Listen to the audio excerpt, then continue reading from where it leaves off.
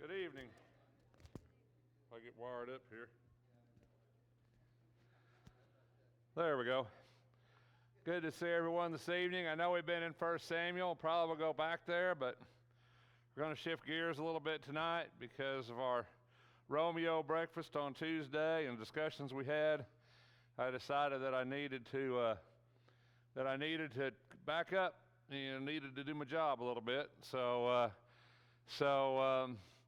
I want to talk a little bit because there was a lot of questions about why we do what we do, and that's great. That's a wonderful thing, to be honest. You know, when I first started in the church years ago, and those of you that are old church Christers, you know, you probably can relate to this, but lessons were harsh and critical, and it was always why we were right and why everybody else was wrong, and I just got sick of that, you know. I mean, and that's how come I'm just not that guy, and I'll never be that guy. I mean, that's not my idea of Christ, and you know, I want to teach Christ and love, and you know, that's just kind of who I am. And but you know, we grew up. A lot of us grew up with that. Brent, he can tell you, you know, and Jim and Buck, and a lot of us in here could tell you, we grew up with that preaching all the time. I mean, that was what we heard every Sunday, and you know, I don't ever want to be that guy, but I think it is important what we believe, and I think it's important why we do what we do. And I think when you look at the world, religious world, people that aren't Christians, when they look at the church, and I'm using that term generically, when they look at religion, maybe that's a better word, or the church, you know what they see is confusion. And that's what you would see if you weren't a Christian. I mean, it is. I mean, there's a church on every corner, right? I mean, and everybody believes something, and nobody seems to believe the same thing, and it is confusing. I mean, I agree. I'm 100% with you. I mean, I grew up with those of you that know me, I grew up with a very diverse religious background, you know. And but the beautiful thing about us here, what I love about us, is that we have so many people that come and worship here that, and I don't want this to sound wrong, but they're not really Church of Christers. They're not like lifetime Church of Christers. They're people that come here because they love us and we love them, and we like to worship together, and that just, I love that. But on the other hand, when we was eating, well, some other conversations I had, well, with Roy and then Trevor when he was here, and then when we had Romeo the other morning, we was talking about some stuff, a lot of stuff, and they really started, Craig, and I texted Craig, I told him to jump on if he could, but Craig and Roy and other people have been, why do we do this, why do we do that? And not in a bad sense, it's just, why do we do it, you know? And that's a good question, and you know, I think for me, you know, that was a struggle I had, you know, 40 years ago that I guess maybe I don't revisit that often, you know. I didn't grow up with non-instrumental music and elders for leaders, and I didn't grow up with any of that. This was all new to me. Just like Aaron said, when he married Melanie and he got in the church, it was a new experience for him. Well, you know, when I married Susie, it was a new experience for me. You know, I was in the Baptist church at that time. I was down here at the First Baptist, and I was involved. I was in youth choir. I was teaching a Sunday school class out here at Fountain View Nursing Home on Sunday mornings. I was you know, I was all in, you know, and never really thought much about what I believed or why I believed it. My stepfather was Catholic, and I went to Mass, and my stepfather really tried to get me to be a Catholic, tried to send me to Catholic school when him and Mom got married. I loved the nuns.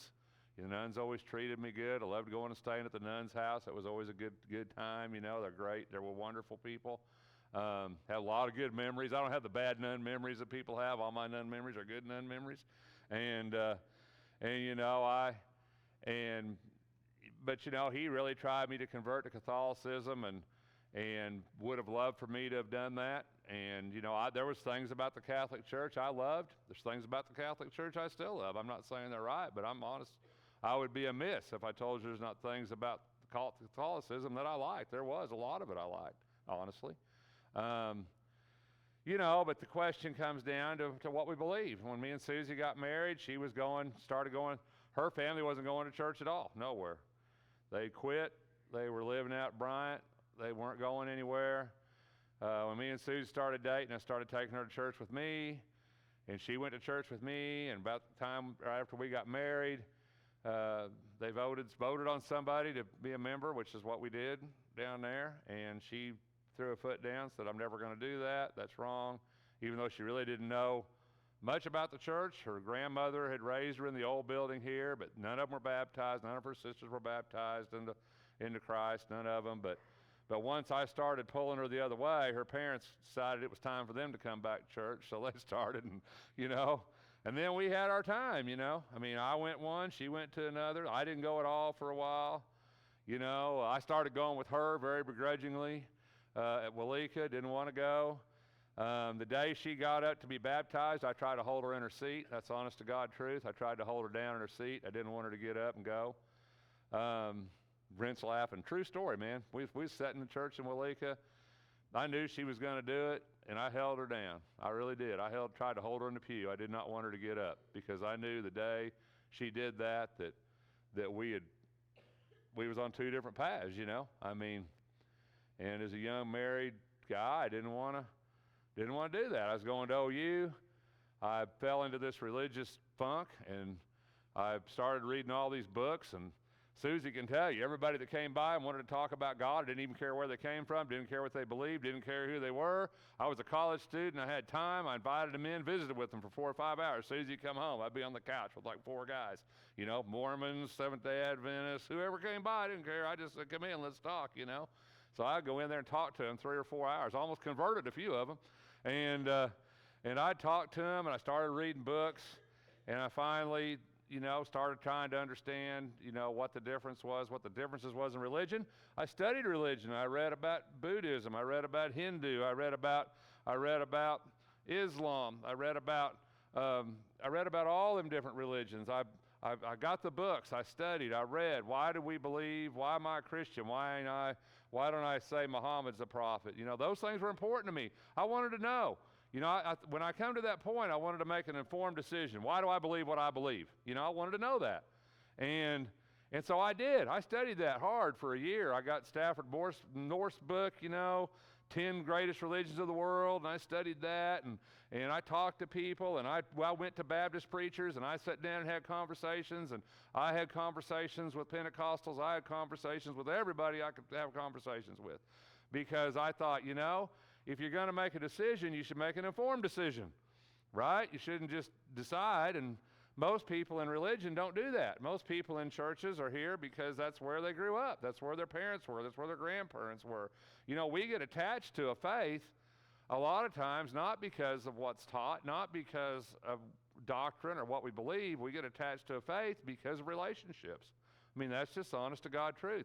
Why are most people Muslims that are Muslim? Because their families are Muslims.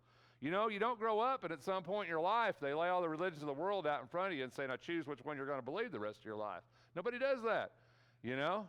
So we all kind of get into this whatever we were. And I would have, and you know, truth be told, honest to God truth, if I had never married Susie, I'd probably still be going to the Baptist church. I mean, that's just honest to God truth. I understand that. I mean, she's who challenged me to study, you know, and if you're not challenged to study, if you're not challenged to change, odds are you'll never change. I'm just telling you, we're not people who like to change, right? I mean, we like it the way we like it. We most of the time we're not looking to change. We don't want to change. So, you know, that's kind of me. That's kind of where I came from. And everybody in here, you've got your own story. But I felt like I really spent a lot of energy and time on trying to figure out what I believe and why I believe it. And there was a point in my life where I really had it figured out. I mean, there was a point when I was about 22 years old, I had it all figured out. I mean, I had that pat, man. I knew why I believed, what I believed exactly. I had it down. And then about 2 years after that, I figured out I didn't have it down. And I still don't. I don't think I have it 100% down. So when I study, I'm still studying for me too, just like everybody else, you know. I mean, I don't think you ever get to the point with God's word that you can ever sit down and say you got it all figured out. I just don't think God made his word that way. I think he made it so we had to keep studying. We had to keep looking. We had to keep trying to figure it out. And that's my life. That's our journey, you know. And thankfully I get to kind of pull people along with me on my journey. But you know, doctrine's tough. You know, why do we all believe different things? You know, why do some people believe in gifts and some people don't believe in gifts? Why do some people believe in baptism and some people don't believe in baptism? Why do some people use instruments, some people don't use instruments? Why do some people tithe and other people don't tithe? Why do, you know, you name it, right? I mean, you name it, right? Why do some people call their preachers pastors and some call them reverend and some don't call them anything? And why do some wear robes and some don't? And why do some churches have deacons and some don't? And some have elders and some don't? And, you know, why? You know, why? Right? I mean, it's confusing. It's confusing, isn't it? It is to me. I mean, I'll be honest. Religion's confusing. I don't understand it half the time. I don't get it. I don't know why things go the way they go sometimes. I really don't, but I'm trying. But you know, I know that it's important. I know doctrine's important. And I know what we believe is important and how we worship's important and how our relationship with God's important. And those things are important. They should be important to us. And we have to have a basis for that, a basis for belief, a basis for what we believe. And whether or not you think it's all right to use an instrument or not use an instrument, or whether or not you think you need to tithe or not tithe, or whether or not you think you need to take the Lord's Supper every first day of the week, or you don't need to take it every first day of the week, or whether or not any of those things, I think it's still important that you're able to say, this is why we could believe that way. There's a basis of logic behind what we do, you know. I think that's important to be able to do that. And that's doctrine, right? Teaching. The teaching of Christ, the teaching of God, the teaching of the Bible. So, you know, the question is, how do we determine it, right? How do we decide in the Bible what's binding and what's not binding? And does example count? Is silence important? And how do we decide, you know, what's socially a doctrine and what's not socially a doctrine, right? Like women covering their head in 1 Corinthians. How, you know, why don't all women have their heads covered? Because we think that's a social doctrine. How do we decide that, right? How do we make that decision? Why don't we greet one another with a holy kiss? Because that's a social doctrine. Why? Why do we decide that? I mean, the Bible says it, greet one another with a holy kiss. Does that mean we should be kissing each other when we come in the door? Right? You know, that's what the Bible says. You know, so why don't we do that? So there's a lot of questions, and we have to have answers, or we should have answers. And in order to have answers, we have to have a basis of study, a basis of logic, a way that we look at the Bible and we say, this is the way you need to look at it. And we call that a hermeneutic. Okay, that's what we call that. That's the word, hermeneutic. That's what we call it.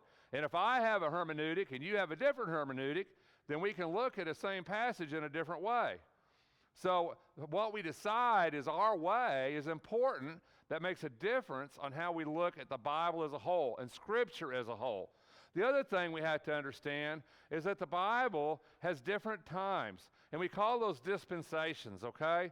Dispensations, and all that means is a period of time, a period of history.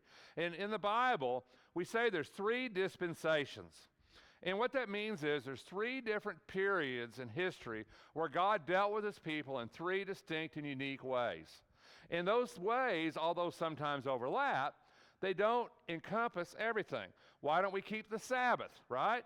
Some Christians today say we need to keep the Sabbath. We worship on the first day of the week. Why? Why do we do that? Doesn't it say in the Old Testament, remember the Sabbath and keep it holy? Doesn't it? So why don't we do that, right? Because it's a different dispensation. And we have to understand that. So the dispensations in the Bible, there's 3 dispensations. And the first dispensation of time is what we call the patriarchal age. And in the patriarchal age, God dealt directly with the heads of households. These are people like Abraham and Enoch and Noah and Moses, essentially. These are heads of households. And God spoke to them directly. He didn't speak to everybody. So when you read a patriarchal passage where it says that Jacob laid with a prostitute, and you're like, oh, how could he do that? That's against God's law. He can't do that. Or he had all these different wives. Or for people back there had all them different wives, and you're like, well, they can't do that, right? I mean, they can't do that. That's against God. Well, no, because guess what? There was no law, right? There wasn't any law back then. They weren't breaking anything because it didn't exist. God just talked to them as heads of households. He might not have been pleased with them, but they weren't doing anything wrong, you see. Now to you and I, that'd be wrong. We know that'd be against what God told us to do. We know that would be a sin, you see. But to those people, it wasn't, because they didn't live under our law. They lived under a patriarchal system. And in that system, God spoke to the heads of households, and he told them what he wanted them to do. He told Abraham, leave your country and go to a land that I will show you. He told him to offer Isaac. He told Noah to build an ark. You see what I'm saying? It was a different time. But then Moses goes up on the mountain and brings down the law. We call that the Jewish age. That's the Jewish dispensation. And so from the time that Moses went up and brought the law of God down until the time of Christ, we were under the law. And in the Bible, in the New Testament, it's always a definite article. It's the law. It's not law. It's not law in general. It's the law of God, right? The law of God. And God's law came down off Sinai with Moses. 637 laws. I know you think there's only 10. People think there's only 10. 637 laws came down off Sinai. That's a lot, right? That's how come he said, you can't keep all them. Nobody can keep all them. It's too much. Can't do it, right? And then they lived under that system until Jesus came. But when Jesus died on the cross, according to Hebrews, when Jesus died on that cross and shed his blood and died on that cross, that was the end of the Jewish age. And we came into what we call the last age. Some people call it the golden age, call it the last days. It's the Christian age. When Jesus came and died on the cross, it became the Christian age. Things changed. We were no longer under the law of Moses. We were no longer a patriarch. We were under the Christian age. And because of that, the law changed. Okay? We're still under a law, and we'll talk about that. But the law changed. So when we start to understand that, you start to see there's a difference here. They don't overlap. Okay? They don't overlap. The law of Moses didn't apply to Jacob and Abraham and Noah and Enoch and Joseph and all those guys, okay? But the law of Moses did apply to everybody after that, up until Christ. The law of Moses was the law. That was the law. When Jesus Christ died on the cross, that law, we say it was nailed to the cross, and that's a little bit oversimplification, but we'll go with it. It was nailed to the cross, essentially. We were no longer under the Mosaic law, and we became into the Christian age. So you and I live in a different age, okay? And that's important when we study the Bible. The first thing we really need to understand is that there's different time frames. And I'm not bound to make sacrifices on an altar and burn incense and go to a priest, because that was the law of Moses. You see does that make sense?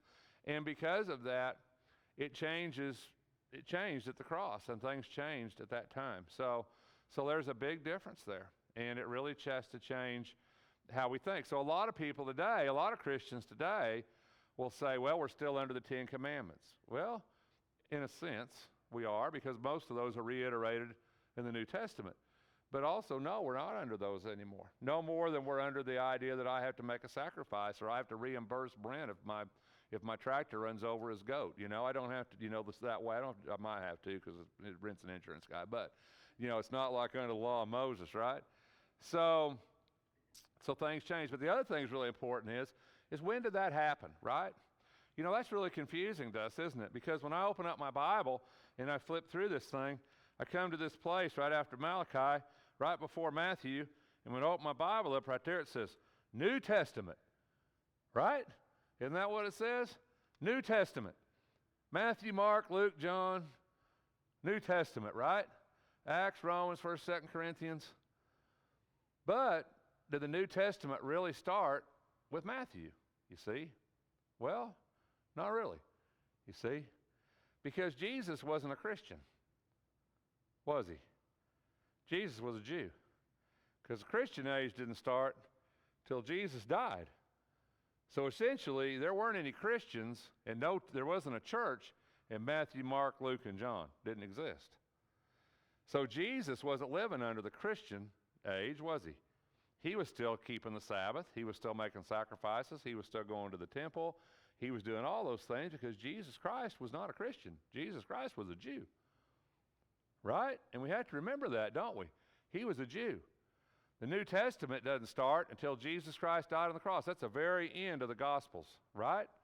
The church didn't start until where in the New Testament? Acts chapter 2, right? Acts 2, day of Pentecost, right? Church started the day of Pentecost. So Matthew, Mark, Luke, John, they're all Jews. So that's important to know because people always go back and say, well, Jesus kept the Sabbath, right? Well, sure he did. He was a Jew, right? Thief on the cross didn't have to be baptized. Sure he didn't. He was a Jew, right? Wasn't no church, wasn't no New Testament. That thief died as a Jew. Jesus Christ died as a Jew, right? You know, so it's important to know when that break. When do we break? And so that's really important because people will come back and use that all the time and say, well, Jesus did that, Jesus did that, Jesus did that. Sure he did because he was a Jew and he had to do that. He lived under the law. And Jesus lived perfectly under the law, the book of Hebrews said. So that's kind of important. Are there any questions there? So when did the New Testament begin, right?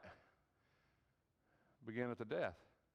New Testament didn't begin till Jesus died on the cross.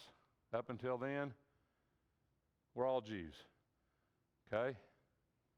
So it's important to understand that when we start talking about the Bible. We have to make that break in there, especially when you're studying with people, because most people don't know this. I mean, I'm just telling you. So it's important you know that when you're talking to people, when you're studying with people. When did that happen?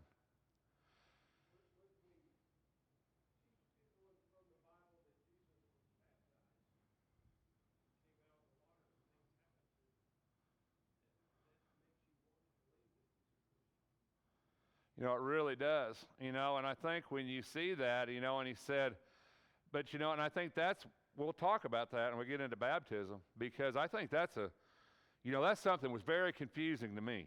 I mean, I got to be honest. When I was a kid, John the Baptist baptizing in the wilderness, that threw me for a total loop. I didn't know what to do with that. I mean, all of a sudden they're baptizing people. I read the Old Testament. I didn't find anybody baptized in the Old Testament, and all of a sudden John the Baptist shows up, starts dunking people in the river. I'm like, what's going on? Well, I can answer that question now. We'll get there. We'll get there.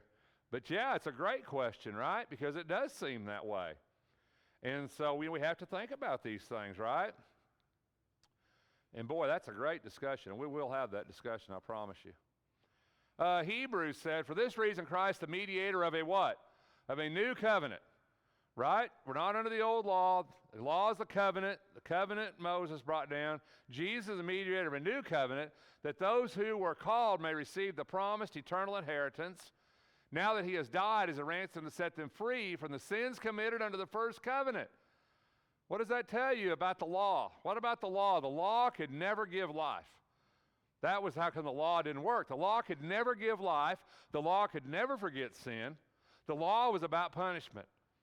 The law is about punishment. The law was about if you break it, you're in trouble, right? There was no law under Moses that said if you keep that law, you'll go to heaven. There was no law. Matter of fact, there was only one commandment with a blessing. You remember which one that was? There was only one commandment that had a blessing.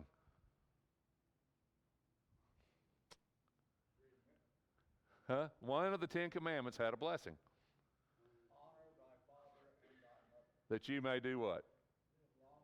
That you may live long on the earth. That's the only commandment, only law I know of under Moses that had any kind of promise, was that one right there. Honor thy father and mother that you shall live long upon the earth. That's the only one I know of that had a promise. Didn't exist. Couldn't go to heaven. The only way the Jew could go to heaven was Jesus dying on the cross. The only way we can go to heaven is Jesus dying on the cross, and that's exactly what this means. In the case of a will, it is necessary to prove the death of the one who made it, because a will is in force only when somebody has died. That tells you when this started. It never takes effect while the one who made it is living. That is why even the first covenant was not put into effect without blood. When Moses made that first covenant, came to Sinai, he asked the people, he says, do you want to do this? Or are you going to do what God says? And the people said, oh, we'll do it. And Moses sacrificed a bull and sprinkled him with blood. And that started the Mosaic law. That started Moses' law. When Jesus died upon the cross, the blood was shed upon the cross. That blood inaugurated and started the new law, the new covenant that we would call the New Testament, the new covenant which started when Jesus died on the cross. So Hebrews is really plain about that. Who was I having a conversation with about this the other day? Was that you guys having a conversation with the other day? Who was telling me something about that? Anyway, if you ever want to talk to somebody about the old law going away and the new law coming in, take them to Hebrews. I mean, that's where you need to go. The writer of Hebrews spends a lot of time on that, talking about the idea of a new law and a new covenant and the old one going away. And so that's where you need to go is Hebrews, but we're not going to spend a lot of time there. You know, does God require obedience? You know, and these are passages that people kind of hate to see, but I think they're passages we need to look at, and I'm going to try to qualify them if we get through them in time tonight. You know, God has always been a God of obedience. Would you agree with that statement? God's always been a God that says, do what I tell you to do. And if you don't, it just don't end good for you. I mean, that's pretty much the whole Bible, start to finish. You know, Nadab and Abihu, what an interesting, fascinating passage in Leviticus. You know, it's a time when Aaron was stepping down, and this was really the first time these guys, the sons of Aaron, were going to step up and perform these priestly duties. It was the start of something big, the start of something new. It was a big thing, right? And Nadab and Abihu, the Bible says, offer strange fire. I think if you really look at the text, they got drunk, let the fire go out, the fire that God sent. They had to go get fire, put it on the altar. And God, he struck them down for this. He burned them with fire because they did this. Now, I think the fascinating thing about all these passages I'm going to share with you here, I call them the three baddies. The three baddies is that all these were unique times in history. There are times when things were changing, when it was something new coming in and God really wanted to make a point. Doesn't mean that priests didn't mess up after Nadab and Abihu. Trust me, read Malachi, right? Priests messed up all the time, right? I mean, there was a lot of bad priests besides Nadab and Abihu. But this was supposed to be special. This was the start of something new, and God wanted to make a point. God wanted to say, listen, do what I tell you to do, right? Because this is important. And, of course, they didn't. And God burned them up with fire, didn't he? Aaron's house, Nadab and Abihu took their censers and fire and put them and added incense. They offered unauthorized fire, and the Lord destroyed them for it. Now, the next one I want to talk to you about is Uzzah, you know. Once again, really unique point in biblical history. What's going on here? Well, David has been successful, right? Or the ark's coming back to God. Ark's coming back to Jerusalem. And the Philistines are sending it back. They don't want it. It's caused all kinds of problems. They don't want it in their land anymore. It's on its way to Jerusalem. Now, the ark wasn't in Jerusalem, right? The ark was in Shiloh, because that's where the tabernacle was, is in Shiloh. So bringing this ark back to Jerusalem was a really big thing, and it was a really new thing. It's going to be a really big thing. The ark was on a cart, which it shouldn't have been on a cart, right? The ark was supposed to be carried by poles. It wasn't. It was on this cart. And we always think poor Uzzah, right? Because Uzzah just didn't want that thing to fall off, and he reached out to grab it. Reach out so it wouldn't fall off the cart that it shouldn't have been on to start with. And when he did, God struck him down. And David got scared, and they left the ark there because he was scared to bring it to Jerusalem. But once again, big time, big change, big biblical shift. God was trying to make a point. It was coming back. Do what I tell you to do. I think people probably this is my own opinion. I got in trouble for this before, but I'll say it anyway. I think people probably touched the ark before that. I really do. I mean, it was in the hands of the Philistines. They opened the ark and all of them died. You know, I think other people probably touched the ark besides poor Uzzah, but God was going to make a point. It was coming back. It was a big day. It was a big thing. Uzzah did something he shouldn't have done. God said, listen, I'm going to strike you dead because you didn't do what I told you to do, right? Because I told you not to touch it. And he made an example out of him. I mean, have you ever done that with somebody? You know, God made an example. God made an example out of Nadab and Abihu. God made an example out of Uzzah. Big shifts in biblical history. Nadab and Abihu, beginning of the law, right? This here, ark coming back to Jerusalem, beginning of the temple period. That's a big thing. The ark, right? We're headed towards the temple period here. The ark's coming to Jerusalem. Big thing, right? So God says, no, I'm going to make a point. I'm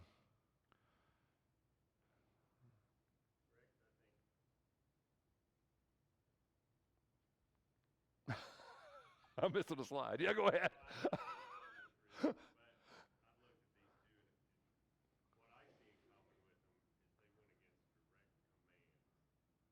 Absolutely. Yeah.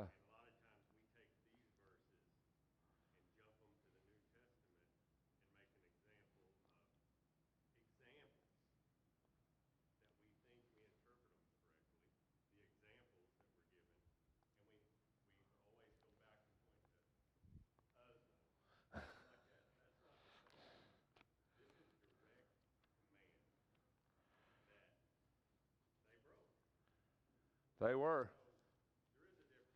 But now the third uh-oh passage that I don't have a slide for. The third uh-oh passage is Ananias and Sapphira in the book of Acts. You know, Ananias and Sapphira, beginning of the church, right? Beginning of the church, basically. Ananias and Sapphira lied about the amount of money they gave. I mean, I don't think there was a command against that one. They just lied, right? How many people have ever lied? Right? But this was big. It was the beginning of the church. It was important. God wanted to let people know this is important, right? This is the beginning. It's important.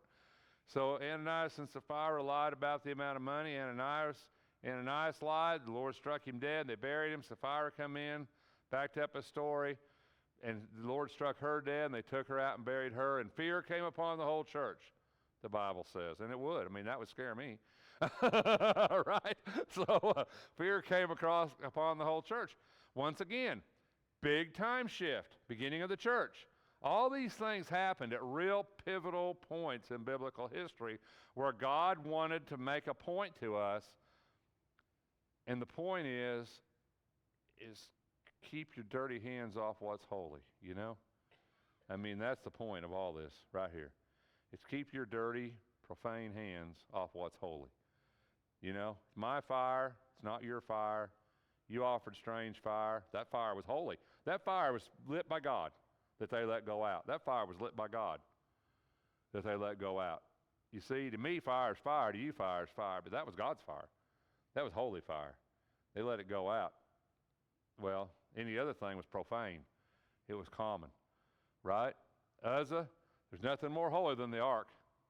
The ark has represented the very presence of God. Right? Cherub, the mercy seat was on the ark. Aaron's rod that budded, the law of the tablets Moses brought down, manna from the wandering in the wilderness. The ark was as holy as holy could get. You weren't even supposed to look at it, much less touch it. You weren't even supposed to see it. The common person was never supposed to see the ark. Did you know that? The ark was in the Holy of Holies, and there was a certain group of priests, and when they moved that ark, they covered that with 3 layers. They covered it with a fabric. They covered it, the last with leather. They covered that ark before it ever left the Holy of Holies, and they put it on poles, and they carried it on their shoulders. The average Jew that wasn't a high priest or wasn't designated to do that never was ever even supposed to lay their eyes upon the Ark of the Covenant. It wasn't a monument or a statue to put outside. The ark was holy, holy, holy, holy. You put it behind a curtain, and you covered it up, and nobody was to see it. That's how holy the ark was. So when you say, well, Uzzah touched the ark, it's way more than that. That ark should have been covered. That ark wasn't even supposed to be seen. That ark wasn't supposed to be on a cart. That ark was holy. And when you touch that, you touched God, you're going to die. You know, the church is holy. The church is purchased by the blood of Jesus Christ. The church is as holy can get. You can't get any more holy. The church is the holiest thing there is today on this earth is the church. Don't touch it. Don't mess it. Don't put your filthy, profane hands on something that's holy. And in the Bible, in our lives, there's certain things with us that are holy. You're holy. The church is holy. If you're married, that marriage is holy in God's eyes. Those are things you don't mess with. And if you do, it ain't good. So those, I think when you look at those, I call them the uh-oh passages of the Bible. And they're not all over. I mean, God certainly didn't strike everybody dead that ever did anything wrong. Just like Brent said, there's been a lot of people. People are lying today about God. Fire's not coming down from heaven, you know. I mean, that's not how this works. But there were reasons here that God did what he did. There were reasons that God stepped in, but that was an example for us that don't mess with things that I say are holy. And I think that's such an important lesson. And if you really look at Exodus 3, you know, Exodus chapter 3, Moses goes up to the burning bush. I always love this story. Moses goes, the bush is burning. Y'all know this story. Goes up to the burning bush, and what does God tell him? What does God tell Moses to do? Yeah, because you're on holy ground. And you know what I keep thinking? I keep thinking, he looked back there and he goes, that dirt looks just like that dirt. It's all dirt, right? I mean, it's all dirt, isn't it? I mean, that dirt back behind me is no different than the dirt in front of me. Why is it holy? Because I said it was. You know what I'm saying? When God says something's holy, that's not my call. That's God's call. When he says something's holy, then you better believe it. It's holy. And every time I think about that, I know we're out of time, but I used to listen to Bill Banks preached in Crowder forever. Some of you out here know Bill. I still got his tapes. I still listen to Bill. Bill was one of the greatest preachers. And I always think, because he preached that one sermon, he always says, the lesson here, he says, is keep your cotton-picking hands off things that are holy. And I always think about that, because I think about my grandma always saying cotton-picking hands. But it's true, right? And we need to determine in our lives what's important. We need to determine in our lives what's holy and what's sanctified and what's set apart. Because if it's holy to God, regardless of what I think, regardless of what you think, if it's holy to God, it's holy. It's important. It's sanctified. It's set apart. And we're not to mess with those things. And you know what's holy is the church. That's why this is important. Why we believe what we believe. Where do we get it? How do we decide? It's important to know. So anyway, I hope you enjoy this. I've taught this a few times. Some of you have been through this before. I apologize if you have, but I really feel like I need to do this. So we're going to continue on next Wednesday night. Thanks for your time.